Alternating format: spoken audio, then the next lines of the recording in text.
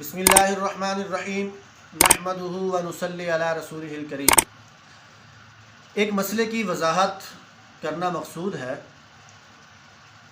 ایسا آدمی جو روزے نہیں رکھ سکتا، فدیہ بھی نہیں ادا کر سکتا، تو اب اس کے لیے کیا فدیہ معاف ہے یا نہیں ہے؟ تو اس بات کو سمجھ لینا چاہیے۔ اللہ رب العزت قرآن پاک میں فرماتے ہیں فَمَنْ كَانَ مِنْكُمْ مَرِيضًا، تم میں سے جو مریض ہیں، اَوْ عَلَى سَفَرٍ فَعِدَّةٌ مِّنْ أَيَّامٍ أُخَرَ، یا حالت سفر میں ہے تو وہ دوسرے دنوں میں روزے رکھے۔ البتہ ایسا مریض جو دائمی مریض ہے، جس کو صحت کی بحالی کا کوئی امکان نہیں ہے، موت ہی ہے آگے، یا ایسا عمر رسیدہ ہے، ضعیف ہے، کمزور ہے، جسے شیخ فانی کہتے ہیں، اب دوبارہ قدرت کے واپس آنے کا، ہمت پیدا ہونے کا کوئی تصور نہیں ہے، تو یہ شخص اپنے روزوں کا فدیہ ادا کر دے۔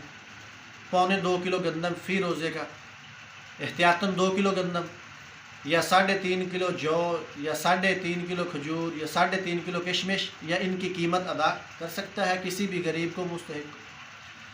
اب سوال یہ ہے کہ اگر ایسا آدمی ہے جو خود ہی اتنا غریب ہے، جو خود ہی بیچارہ مستحق ہے، اس کے پاس کچھ نہیں ہے، تو یہ کیا کرے؟